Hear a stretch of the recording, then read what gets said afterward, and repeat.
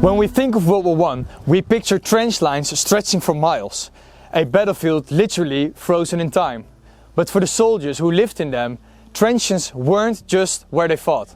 They were where they slept, ate, froze, bled, died, and sometimes they slowly fell apart. This is what life was really like in the trenches of the First World War.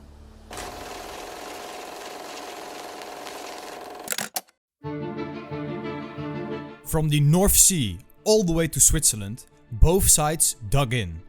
The trenches were supposed to be temporary, just a way to hold the ground. But as months turned into years, they became the front lines of a new kind of war. Static, brutal, and relentless. Soldiers rotated through in shifts, a few days on the front line and then back to the reserve trenches.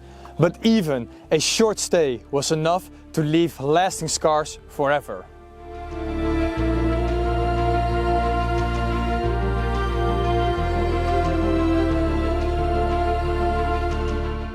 One word sums up trench life: mud.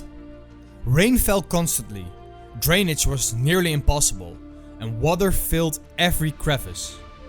The ground turned to sludge, and by winter the mud was waist deep in some places. Soldiers developed trench foot, a rotting fungal condition caused by cold, wet socks and boots worn for days. Some lost toes and others even lost legs. If the mud didn't break you, the rats might. Giant rats, the size of cats, thrived in the trenches. They fed on garbage, rotten corpses and soldiers' food. They scurried over the men as they slept. They bite and they multiplied. And then there were also lice, tiny insects that infested in every uniform. They laid eggs in the seams of clothing and they caused itching, rashes, fever and a condition called fever trench. A sickness that could knock out a man for weeks. No matter how much you tried to stay clean inside the trenches, the lice would always come back and haunt the men inside the trenches.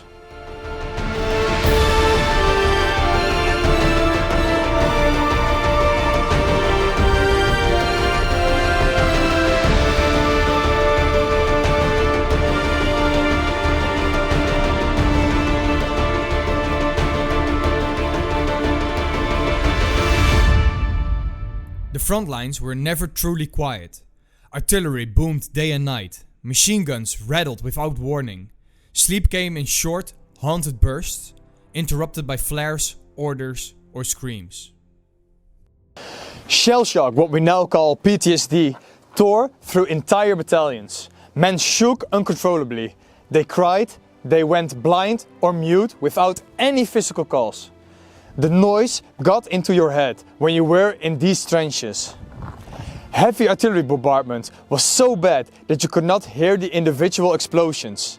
It sounded like something like this. Somebody on YouTube recreated like what it would have sounded like an artillery barrage in World War I.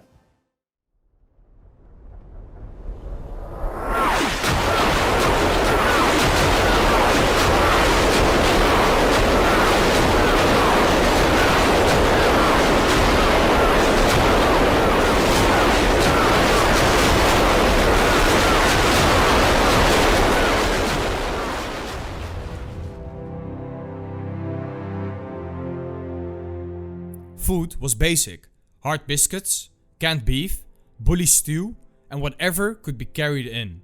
Hot meals were rare, very rare, and so were dry clothes.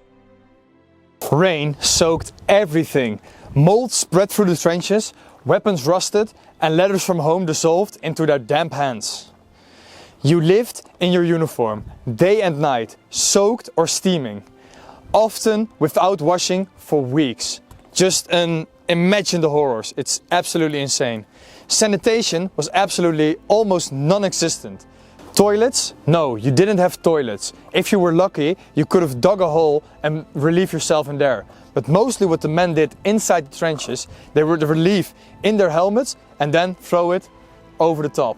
Also, when you tried to throw it over the top, it was very dangerous, because if you want to stand up and throw it over the top, sometimes you would expose yourself, and with a few seconds, black, darkness, you're gone. Snipers, enemy snipers, were continually observing the enemy trenches, trying to look for somebody who did stuff like that. Literally exposing himself a tiny bit and then getting shot in the head. And yet, somehow, men found ways to survive here in the trenches. They sang, they played cards, and they carved pieces of shell into art. They wrote letters home, not only about death, but also about food, family, and their loved ones. They held each other up, because out there, no one else would. The trenches weren't just a place, they were an experience of endurance, misery, and unimaginable courage. Mud, rats, lice, cold and fear, it was literally hell on earth. But for 4 long years, millions of men called the trenches their home. And when we walk those preserved trenches lines today, like here at the Trench of Death, we walk where they slept, fought and died. And some of them are still buried underneath the trenches that we walk on today. Farmers claimed that most of their lands back, but still, yearly, they find soldiers who perished in the trenches or just outside of the trenches underneath the ground.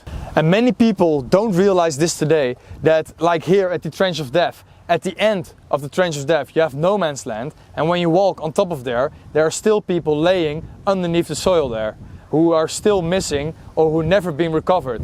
And on many former battlefields from World War I, you still find unidentified soldiers who perished on top of the ground and lay still to rest in no man's land.